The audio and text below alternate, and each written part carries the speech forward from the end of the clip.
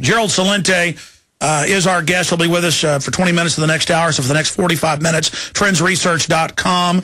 He is an American trends forecaster, publisher of the Trends Journal, business consultant, and author who makes predictions about global financial markets and other events of historical importance. And he's described himself as a political atheist and a citizen of the world. He has appeared as a guest on Oprah Winfrey's show, Glenn Beck, you name it, NBC Nightly News, trendsresearch.com. And again, it was a dead cat bounce. He said by the end of 2010, you're going to know we're in a depression. And every real housing number, jobless number, Social Security, COLA number, every inflation number, every single number showed that by every classical benchmark, we were in a depression. And when the government didn't announce a depression in December, some people said, oh, look, Celente said we'd be in a depression. Well, now they're saying it's the greatest recession. And the former head of the private Federal Reserve told Meet the Press, don't worry, we won't default. We'll just print more money. That is a default. Just unbelievable things are now being admitted. I wish that I was wrong. I wish Gerald was wrong. But he's been absolutely right. And he had the guts, the cojones, the huevos to actually put a date on it. And so what happened is we were in the Big Depression by the time he said we would be, but they said that no, everything's fine. And still they're saying, well, we're in the greatest recession, but don't worry, everything's going to be okay, as they simply stall while they put their police state in. Gerald Celente, break it down for us, please, sir. Well, you hit on it, Alex. They're covering it up.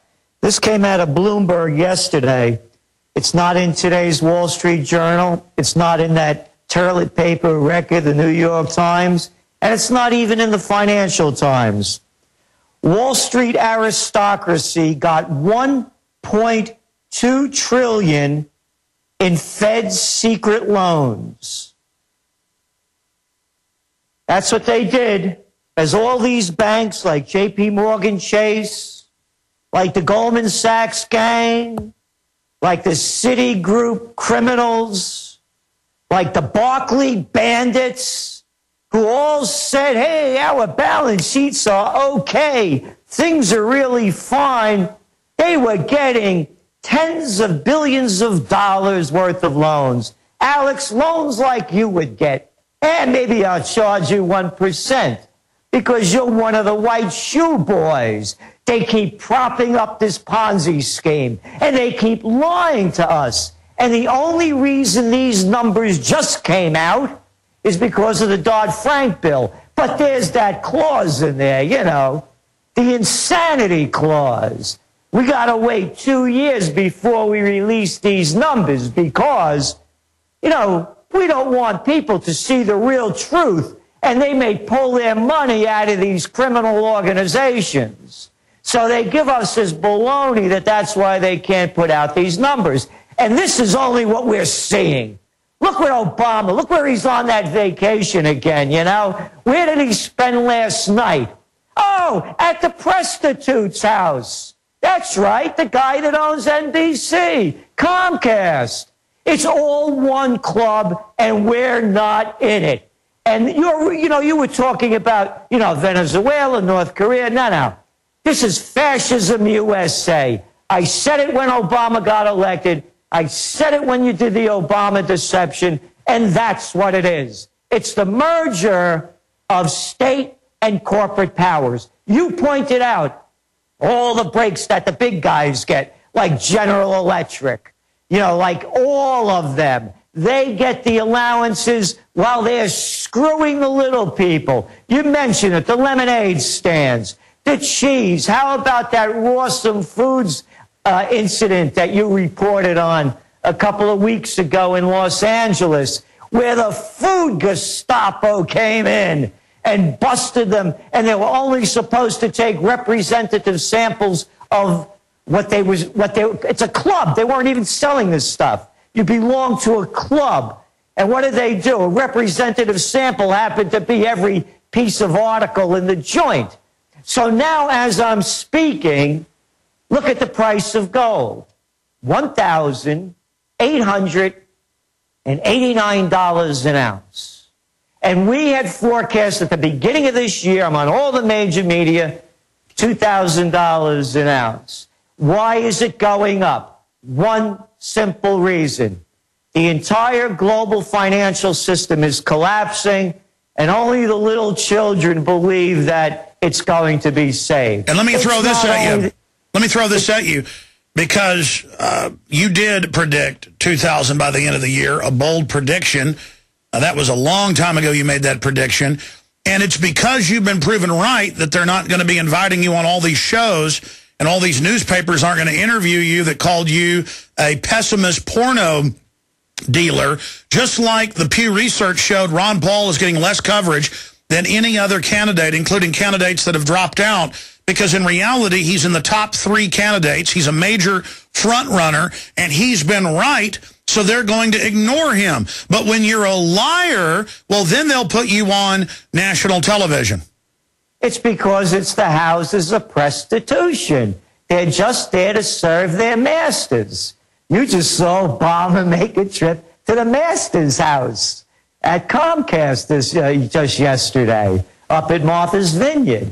And that's all it is, and I'm not a member. Yeah, I told you, I think, there also might be, I think maybe they don't like the way I dress, and I don't wear those Brooks Brothers suits, And maybe this Celente doesn't ring right with them, or that Bronx accent. So I'm going to become maybe J. Endicott Prescott III. And if that doesn't work, maybe Josh O'Shaughnessy Greenberg. Then I'd really be brilliant, Why don't you just start talking like Thurston Howell III and change your name to Winford Springfield Dimitri Rockefeller the 17th? Oh, Buffy, look, yeah. Why don't you start talking like that? Yeah, they got these guys on CNBC every day, I mean, you can't, it's a comic. So going back to what's going on, let's look what's going on over in Europe. The game is over. They're talking about Euro bonds. Merkel doesn't want to do it. Nobody really does. So that's collapsing. Where are they going to get the money? They're at 0 interest rates. So as we're talking, the stock market took a little pop up today. Why? This is what they have the gall to say. On the good news that Ben Bernanke may announce QE3 by the end of the week. The good news, great. More digital money, not worth the paper it's not printed on. We'll keep those interest rates near 0. So all you people out there that used to put money in the bank and think you were going to get a return on it, you're not going to get anything unless you invest in the Ponzi scheme called Wall Street. The whole system is collapsing. And you mentioned about Biden being over in China, sucking up and bowing down. There's a photo of him last week. He's walking down the gangplank, this, Air Force Two, this plane that's big enough to move half a city, And he's holding the hand of this young, attractive woman. I say, wow, who's that? And at the end, it's his granddaughter, Naomi.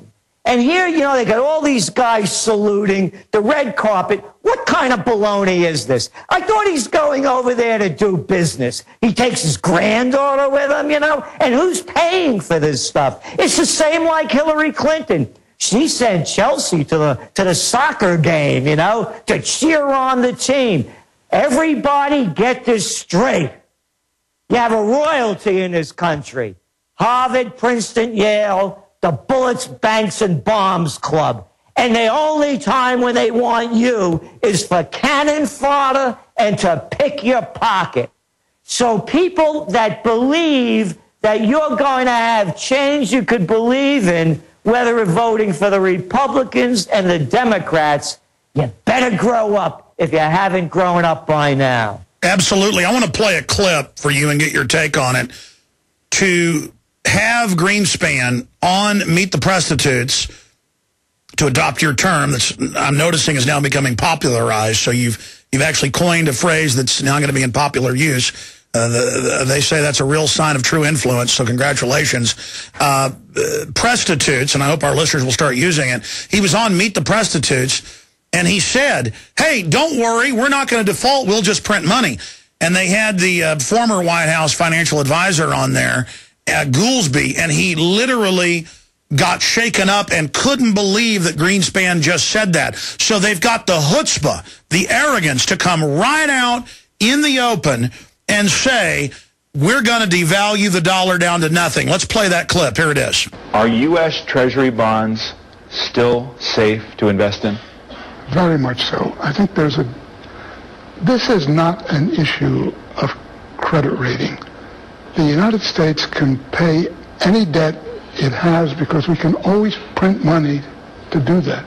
So there is zero probability of default. And he's up there with a skull and bones, or when we come back, we'll get Gerald Celente's take on that.